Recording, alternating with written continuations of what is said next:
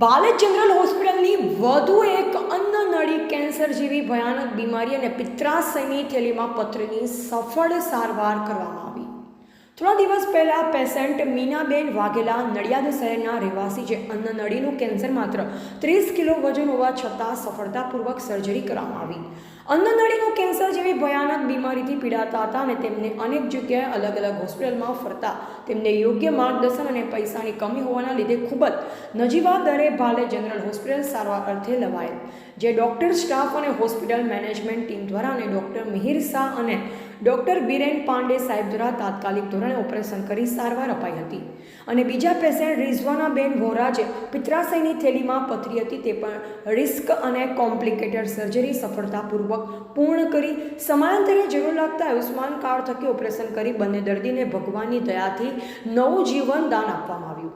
દર્દીના અને તેમના પરિવારજનોએ બાલેજ જનરલ હોસ્પિટલના ડૉક્ટર્સ, નર્સિંગ સ્ટાફ અને હોસ્પિટલ મેનેજમેન્ટનો ભીની આંખોએ આભાર વ્યક્ત કર્યો. ટીવી18 ન્યૂઝ નેટવર્ક સાથે બ્યુરો હેડ બસર ચિસ્તી, આણંદ. તમારું નામ જણાવો. મારું નામ સાજિદભાઈ છે. જે પેશન્ટ છે એ તમારો શું છે? મારા વાઈફ છે. શું નામ છે આપણું?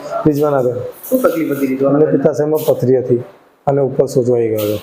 અચ્છા, તો ક્યાં હોસ્પિટલમાં પહેલા તમે લઈ ગયેલા પહેલા અને ત્યાં તમને શું કીધું? પહેલાં આણંદ સારવાર નોર્મલ કરાવી હતી, તો થોડી ઘણી તકલીફ હતી, થોડું દુખાવો ઓછો થઈ ગયેલો. પછી 3 દિવસ પછી આપણે દુખાવો ઓછો થાય પછી આગળની વાત કરવાની હતી, પણ થોડું વધારે લાગતા અમે સીધા બાલેજ જનરલ હોસ્પિટલ આવેલા એક સગાના કહેવાથી. અને એનો વ્યવહાર મને બહુ જ સારો લાગ્યો છે. ડૉક્ટર્સનું નેચર, સિસ્ટર્સનું નેચર, બધી જનરલ નોર્મલ જેટલી બી હોસ્પિટલમાં કામ કરતી વ્યક્તિ છે ખરેખર એના લાયક છે, સ્વાભિમાનને લાયક છે કે એમને દરેક વસ્તુમાં અમને સપોર્ટ કર્યો છે. કોઈ વસ્તુમાં અટક્યા છે તો અમને બતાવ્યું છે, જરૂર પડતી વસ્તુનું પૂરું પાડવી છે અમને. સરકારને લાગતી સુવિધા તરફથી તમારું આ ટ્રીટમેન્ટ હા, થયું? સરકારની આ એક સુવિધા જે આવી છે આયુષ્માન કાર્ડની, એ બી બહુ સારી છે. મધ્યમ વર્ગ ને ગરીબ વર્ગ માટે તો બેસ્ટ છે, કે જે પૈસા નથી ખર્ચી શકતા એના માટે વરદાનરૂપ છે. આપનું નામ અને પરિચય. શું નામ છે તમારું? વિશાલ. જે દર્દી છે એ શું થાય તમારે? મારા મમ્મી શું તકલીફ હતી મમ્મીને? અર્નરીનો પ્રોબ્લેમ હતો. તો આના પહેલા હર્નિયા એટલે કેન્સરની ગાંઠ ગઈ છે એ જ ને? હા, તો એના પહેલા તમે ક્યાં લઈ ગયેલા મમ્મીને અને કેવી રીતે ડૉક્ટરે ટ્રીટમેન્ટનું કીધું તમને આગળ? નડિયાદ લઈ ગયેલા. હા, તો નડિયાદ શું કીધું ડૉક્ટર સાહેબે? અમદાવાદ લઈ જવાના એમ. અમદાવાદથી બહાર લઈ ગયા નહીં, ભાઈ અમે ભાલે જાય.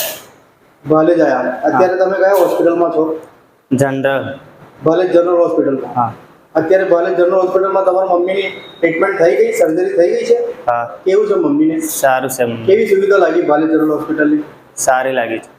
શું કહેવા માંગશો તમે ભારત જનરલ હોસ્પિટલ સ્ટાફને ને દર્દી અને ડૉક્ટર્સને? ડૉક્ટરને બધા સારા છે આમ બધા. સાહેબ, આપનું નામ અને પરિચય આપો. હું doctor Biren Pandey, MS general સર્જન છું અને બાલેજ જનરલ હોસ્પિટલ ખાતે ફૂલ ટાઈમ જનરલ સર્જન તરીકે સેવા આપું છું. મીનાબેન કહીને પેશન્ટ આવ્યા હતા, શું તકલીફ હતી ને અત્યારે કેવું છે?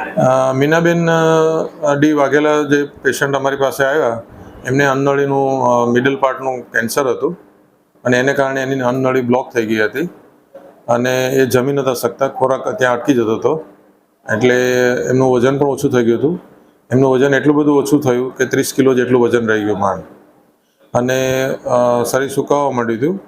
અને રિપોર્ટ્સ કરતાં એવું માલુમ પડ્યું કે એમને અન્નનળીનું કેન્સર છે અને થોડું કોમ્પ્લિકેટેડ છે. એટલે એ પેશન્ટ અમારી પાસે આવતા અમે એને યોગ્ય રીતે સર્જરી કરી આપેલ છે અને અન્નનળી આખી કાઢી અને એની સાથે કેન્સરની ગાંઠ પણ નીકળી ગઈ છે અને ત્યાં એની જગ્યાએ નવું અન્નનળી અમે બનાવી છે અને ત્યાં એનો જોઈન્ટ કરેલ છે. પેશન્ટને એની રિકવરી અત્યારે સારી છે અને એને બીજા રસ્તેથી અત્યારે ફીડિંગ મતલબ પોષણની પણ નળી નાખી હતી, એમાંથી એને પોષણ પણ આપી રહ્યા છે. પેશન્ટ રિકવર થઈ રહ્યું છે અને ખૂબ જ સારી કન્ડિશનમાં છે અત્યારે. અને આવું એક જે કહેવાય ભયંકર મહારોગમાંથી એને બહાર કાઢવામાં આવ્યા છે, તબિયત સારી છે. અને જે બીજા પેશન્ટ છે રિઝવાનાબેન વોરા કરીને, એમને શું તકલીફ હતી ને અત્યારે એમને કેવું છે? હા, રિઝવાનાબેન એસ વોરા છે, 43 યર ફિમેલ પેશન્ટ.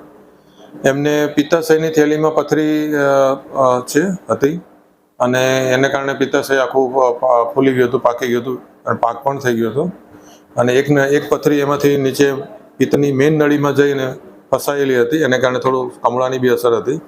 એટલે એ પણ એક કોમ્પ્લિકેટેડ કેસ કહેવાય.